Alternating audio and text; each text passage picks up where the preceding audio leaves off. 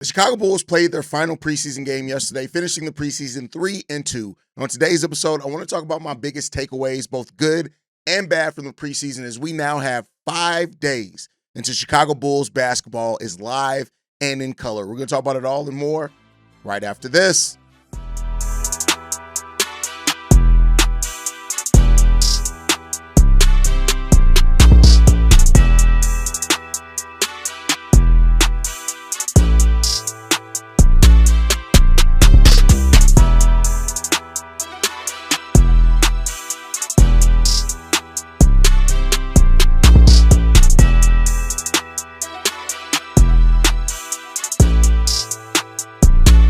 What's going on, Bulls fans? Welcome to another episode of Chicago Bulls Central, your number one spot for everything Chicago Bulls related. I'm the host, Sarah Hayes, but more importantly, you guys can follow the channel at Bulls Central Pod on every social media platform we happen to be on. With that said, let's go ahead and get into this content today, y'all. And yeah, man, we got to talk about my takeaways from preseason. We got the good, we got the bad, we got some of the things that we got answered, we got questions, right? So the first thing that we got answered, I think, in preseason is that Matas Buzelis is ready. If anybody had any doubts that Matas Buzelis was ready to attack his second season, right? Matas, for what he could do, has eliminated any questions about a sophomore slump. Now, it's preseason. Could he still go through a sophomore slump? Absolutely. But the results on the basketball court that we got from him from 5 preseason games show that it doesn't look like a slump's going to be there at all for Matas Buzelis. And this has been something that Matas has definitely talked about, the fact that he wanted to avoid, so much so that he picked Ayo Dosunmu's brain on how to avoid a sophomore slump. He called Derrick Rose to talk about what Derrick did in his second season to not have a sophomore slump. That shows you somebody that is being very intentful and how they want intentional and in how they want to attack their second season. Now, I just want to put this in perspective. As a starter last year for the Chicago Bulls, Matas Buzelis scored 13 points per game on 47% from the floor, which is really solid. 35% basically from three, 34.9%. He had 4.5 rebounds, 1.9 assists, and 1.1 blocks per game. That's what he averaged as a starter last year, right?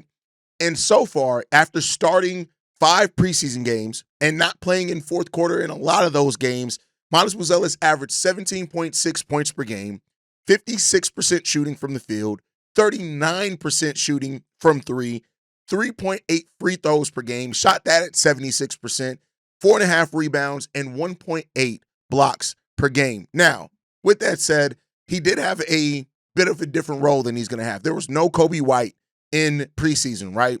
So there's going to be less shots theoretically.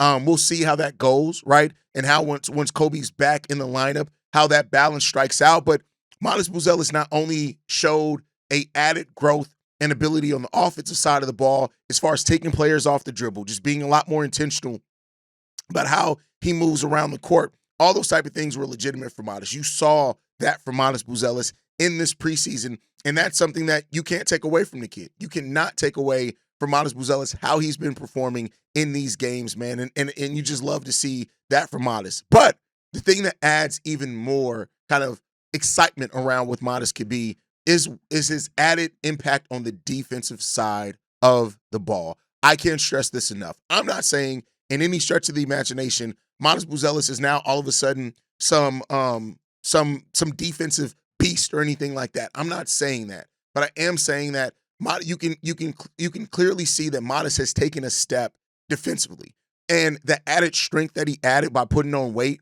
this offseason is evident as well. Those type of things are clear in what you see from Matas Buzelis, and you gotta love to see that, man. So what Matas now needs to show and what he needs to grow into as well is just being that consistently, right? And if Matas can give you a consistent, like it was 17.5 in preseason, right, without Kobe. Let's just say Kobe being out there, let's say it drops down to 15.5. If he can give you that with consistent defense, which consistent, I know what the word consistent means, but there are going to be some nights where he gets cooked, right? And there's going to be some nights where he does lock down his opponent and some where he's just a functional defender, right? But if you can give consistent impact on the defensive side of the ball, that's my goal for Matas now this season is can you become more of a two-way player? Can you do that? And if you do become more of a two-way player, how does that now impact your game? Given effort on both sides of the ball, it takes a lot. And I think we can kind of sometimes overlook it because there are some players that make it look flawless in the NBA. But Matas Buzelis, it looks ready. And that's one of the biggest things and takeaways that you can come out of this preseason. Next up, Ayo Dosunmu. And I said this before, and I feel even more confident about it after watching him in preseason. He is going to have a six-man of the year type impact for this Bulls team. Notice what I said, type impact, right? I don't know if he's going to win six-man of the year. A lot of that for that specific award comes down to team success. But I will tell you this, Ayo Dosunmu looks like he has like the game has slowed down to him. And the combination of speed and strength that he has at that guard position has been evident and has been clear. And I tell you what, Ayo, again, like some of these other guys, he looks ready. In 4 preseason games, he did not have a single game where he did not score in double digits. He had one game in which he scored 22 points, which was really good to see. He shot the ball over 50% from the field in 3 out of those 4 games. He finished the preseason, shooting 66% from the field and averaging 15.6 points per game. And it's a little bit different for Ayo because they left Ayo basically coming off the bench the majority of the time that he played. And so he basically played in the same role that he's going to play in. Whether Kuru or Kevin Huerter or whoever starts, Ayo's probably going to be the finisher. And he's probably going to be the finisher because of his ability to play on both sides of the ball. Ayo is one of the bright spots for this Bulls team, absolutely in preseason. And we need to walk away understanding that Ayo is about to make an impact for this team. Now, the next thing that I want to talk about, Josh Giddey. Giddy had an interesting preseason, right?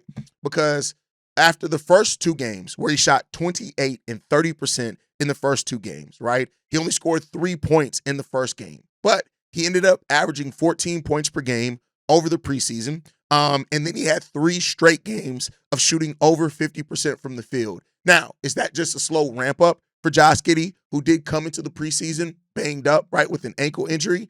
Or is this going to be a sign of some inconsistencies which have plagued Josh Giddey at different points of his career? I don't know. But I will say that Josh Giddey looks ready to go. This is a kid that still filled up the stat sheet all throughout preseason, and he's going to have his hands in everything that the Chicago Bulls do, period. He's going to have his hands in it all. And he's the engine. He played all 5 preseason games for the Chicago Bulls, and that stuffing ability that we saw, it was there. He had several games of 9 rebounds, 6 stuff like that.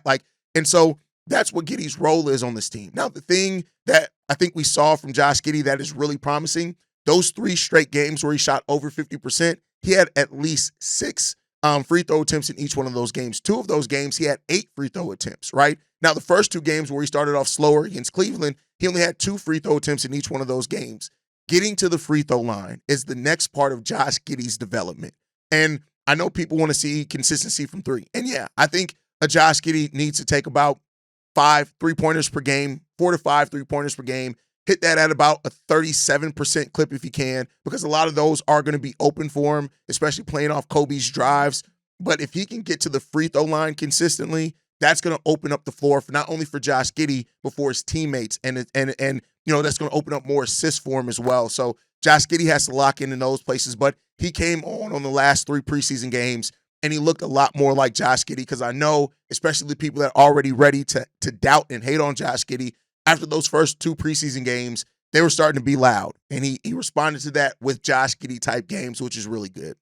And the last thing that I think we got the answer to is that Billy Donovan has backed up exactly what he said in the offseason so far, right? I'm going to say the so far part because it has been so far, and preseason is a different beast. But the lineups, we got a double big lineup last night, right? And we saw bits of that as well in the last game against Denver, which is really good. Using the full rotation. And I know we've had injuries over preseason, which has impacted the rotation for sure. And I'm not going to act like it didn't. It definitely has impacted the rotation. But Billy Donovan is now going deeper into the bag. Now, I don't expect us to play 11 or 12 players a game once the season rolls around. That's happened very few times in NBA history, right? But I do think Billy has shown a better understanding of how to use players in certain scenarios.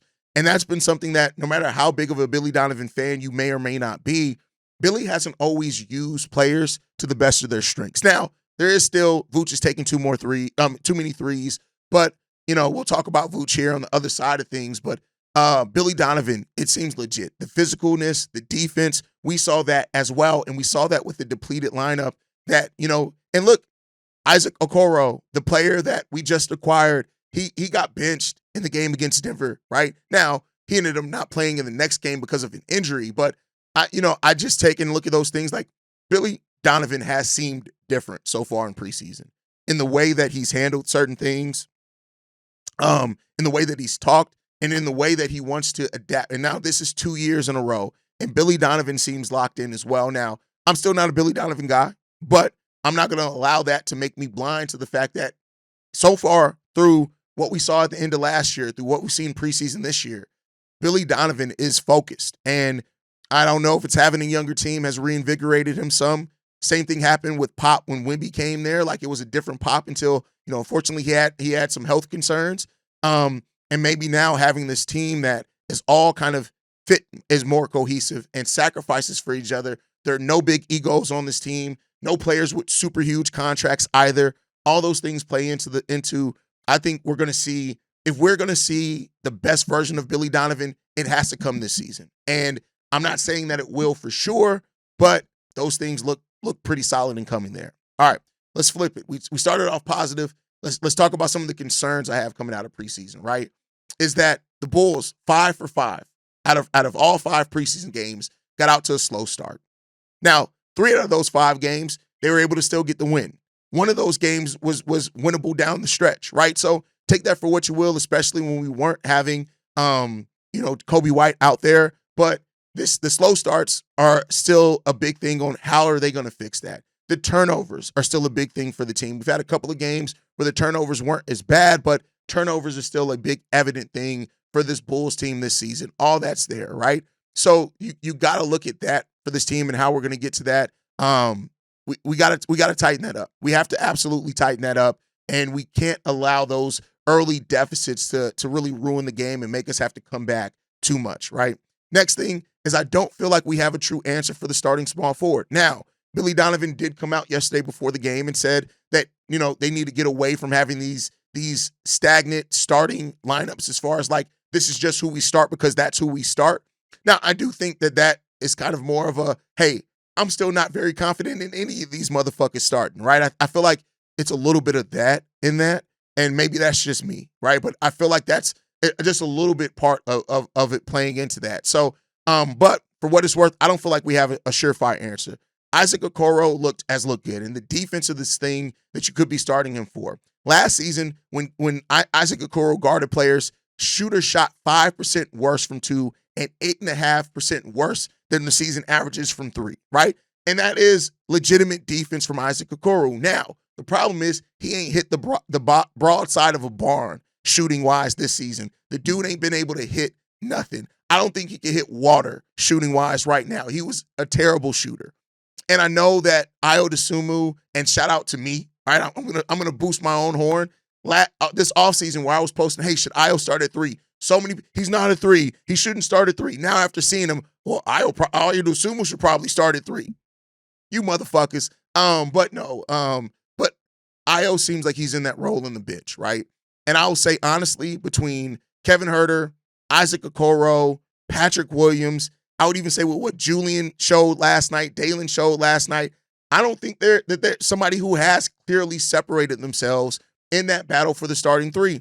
I don't think so. Now I do think Okoro is going to start the season because you got to make a decision, but I don't know if it's going to stay that way as the season goes on, if that makes sense, and we'll see how that shakes out. The last one, the next one, what's up with Vooch? Now, I'll admit this, it's probably nothing. In the grand scheme of things, it's probably nothing. He's probably going to turn it up once the regular season goes on, and he's going to lock in and look more like Nikola Vucevic. Last night was the first game of the preseason that he had a double-double, so maybe that was Vooch's sign of saying, hey, y'all worried about the wrong one here. I got this, right? 13 points, 10 rebounds on 5 of 12 shooting from the field. Still that bad three-point shooting. For the preseason, Nikola Vucevic was 2 of 11 from the three-point line, right? But again, we don't want him to take a bunch of three-pointers. But he had 10 rebounds, 2 assists, 13 points yesterday. And so maybe it's nothing. I want to be clear. There's a huge chance that it's nothing. But what the hell is up with Nikola Vucevic, right? That's one of the questions leaving. Is P. Will really ready for a consistent role? What we saw from P. Will this offseason has been encouraging from the standpoint of he looks like he's ready to be a consistent role player for the Bulls.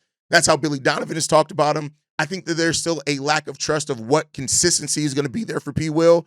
But for what it's worth, P. Will looked more decisive out there. That's not to say that he still didn't have some of those P. Will moments where he looked passive. There was still some of that, but he looked a lot more decisive. And it seems like that bench role may fit P. Will.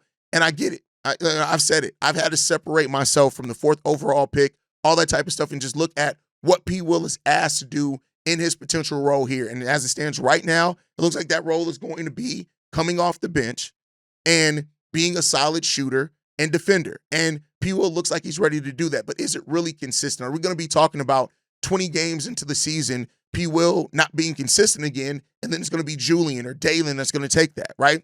That's what the question is here. But for what it's worth, P. Will, is he really ready for a consistent role, a lesser role for this Bulls team? And is that going to be the best thing that suits him as a player?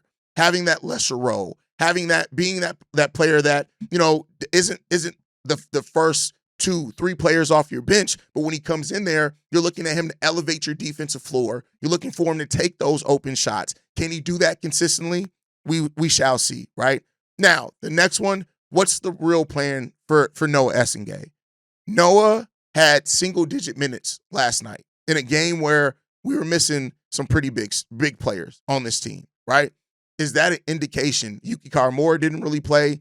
Lachlan Albert played a little bit, right? Emmanuel Miller did play. But is this a sign that Noah Essengue is destined to the G League? I'll tell you this. To me, what I've seen from Noah as far as energy, him getting to the free throw line, that's all legit.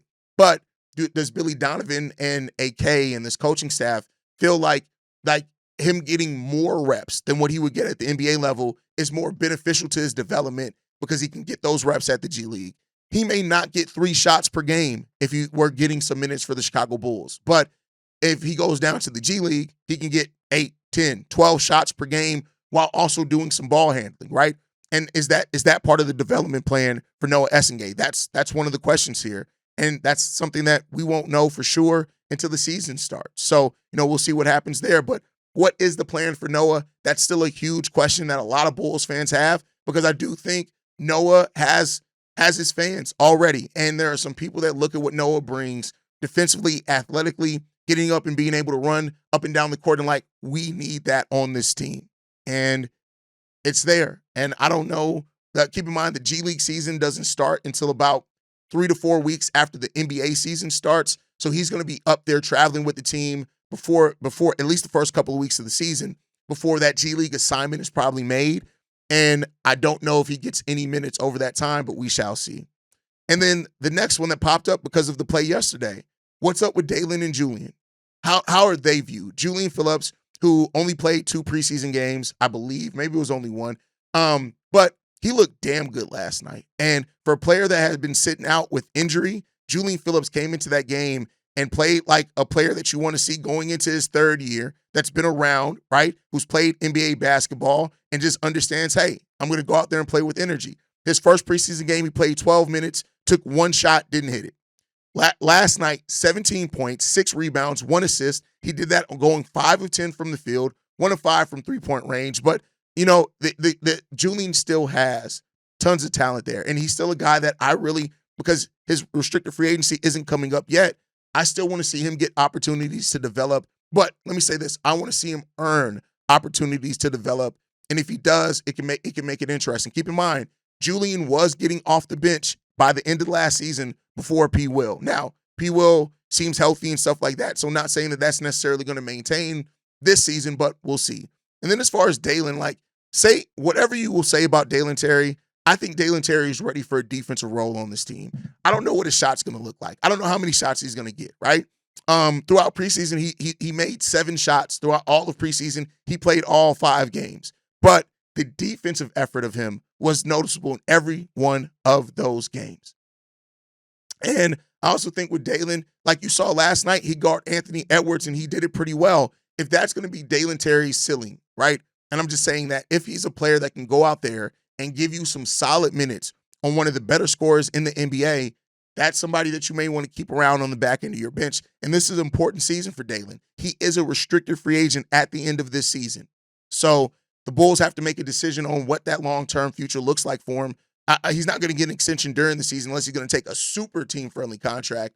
But that is still a question that the Bulls have to answer as we go into and try to figure out as we go through this season. But those are some of the biggest things standing out to me for the Bulls so far. You guys can let me know what's standing out for you and some of your biggest questions. Keep in mind, we have a mailbag episode tomorrow and Sunday, so that's your opportunity to kind of tell us exactly what the things you're looking for from this team. I want to hear from you guys. I'll tell you guys how to leave that voicemail or text message here in a second. You can follow us at Bull Central Pod. You can send us any feedback, questions, comments, concerns, bullcentralpod@gmail.com. Lastly, if you want to leave a text message and our voicemail for the mailbag, the number to do so, 773-270-2799. We are the number one spot for everything Chicago Bulls related, but that is thanks to you, lovely and beautiful people. And like I like to end every episode on, go Bulls. Love you guys. See you right if you can, y'all. Peace. This has been a presentation of the Break Media.